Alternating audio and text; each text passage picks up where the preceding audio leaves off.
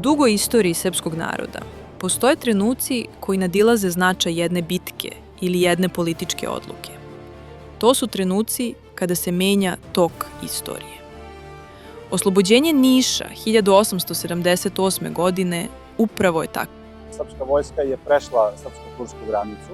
Dogovoreno da jedan od osnovnih ciljeva jeste bilo oslobađanje Niša. Glavni pravac kretanja je trebalo da bude od Aleksinca do Niša, dok pomoćna vojska je sa leve i sa desne strane trebala da oslobađa ona da kažem, sela koja su bila određena uporišta. Takođe, jedan deo srpske vojske je bio poslat u oslobađanje oblasti oko Kameničkog visa, Malče i Gornje Vrežine, dok je treći deo ili takozvan desni krilo imalo zadatak da oslobađa selo Mramor i Brdo.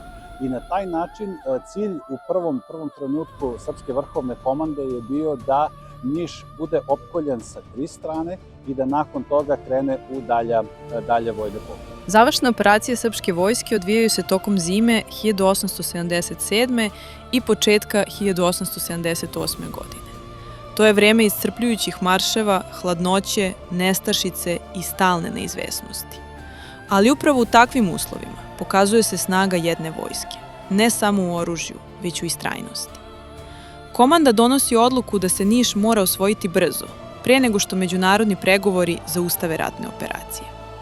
Zato se napredovanje odvija odlučno, uz stalni pritisak na osmanski položaj oko grada. I ono što je išlo na ruku Srpskoj vrhovnoj komandi, to je da ostali delovi srpske vojske su takođe ostvarivali važne pobede, tako da su tokom decembra meseca oslobođen je Ak Palanka, oslobođen je Pirot, oslobođen Prokuplje, Kuršumlija, Vlasotince, oslobođena je, tačnije nakon čak oslobađanja Leskovca dolazi do prekida između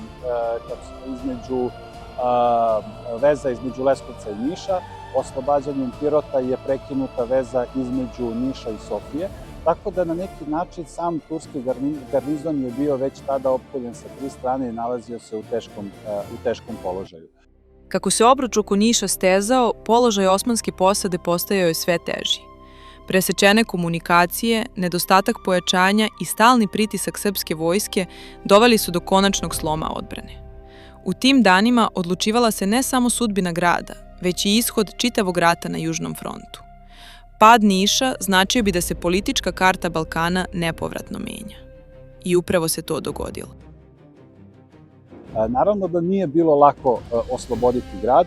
Te borbe za oslobođenje su trajale negde od sredine decembra pa sve do 11. januara 1878. godine kada je on i oslobođen. Međutim, na terenu Srpska vrhovna komanda je uvidela da najjači otpor koji osmanska vojska pruža jeste iz pravca severa, tako da je odlučeno da se sada promeni pravac delovanja srpske vojske i odlučeno da u stvari grad bude napadnut iz pravca juga i istoka.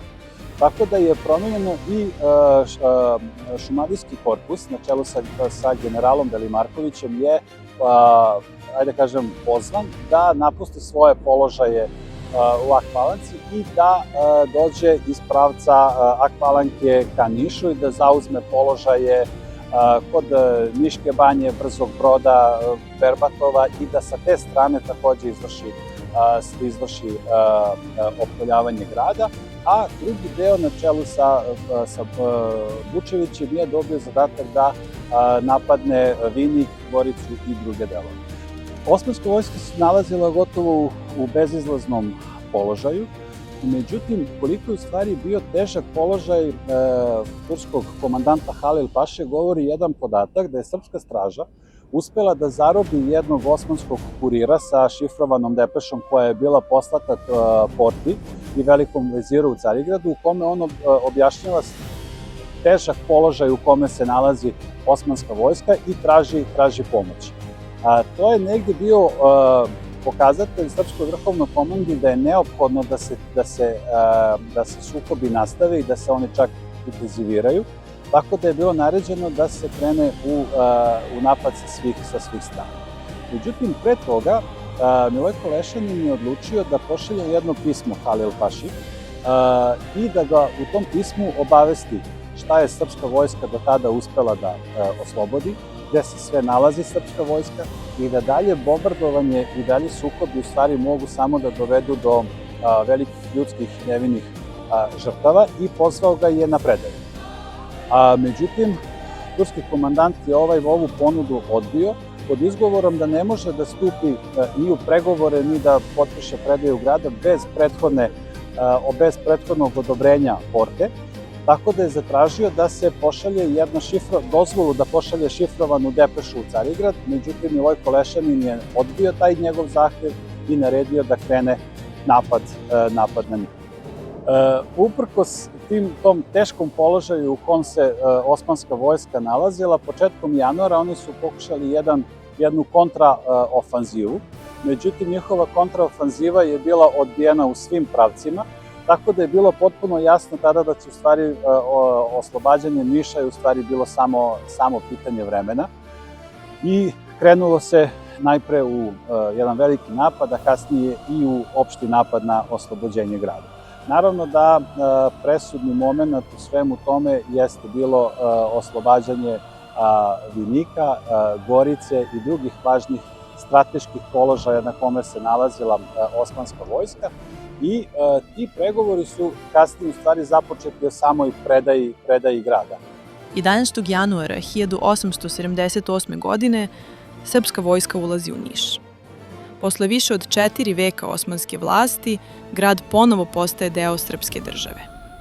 To nije bio samo vojni čin, bio je to istorijski povratak. Stanovništvo dočekuje vojsku sa emocijama koje su se taložile generacijama. Zvona, koja su vekovima ćutala, ponovo se oglašavaju. Zastava Srbije podiže se nad tvrđavom kao znak da je jedno dugo razdoblje završeno. U tom trenutku prošlost i sadašnjost susreću se u jednoj tački slobode. To je jedan od najznačajnijih datuma uopšte u istoriji našeg grada. On je predstavljao jednu apsolutnu prekretnicu na neki način i Niš tada ulazi u svoju, ajde kažem tako, jednu novu fazu svog razvoja.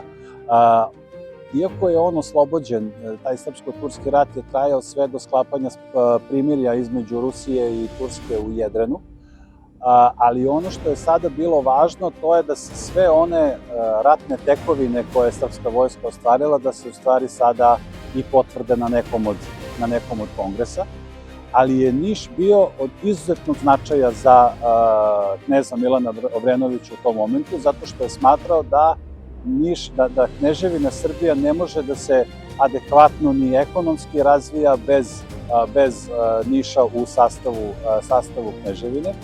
Vojne pobjede trebalo je potvrditi i diplomatijom. Na Berlinskom kongresu 1878. godine velike sile Evrope donose odluku koja će zauvek promeniti položaj Srbije. Srbija postaje međunarodno priznata nezavisna država. Ova odluka nije bila samo diplomatski akt, bila je završni čin procesa započetog ustancima početkom 19. veka. Borba generacija dobila je svoju konačnu potvrdu.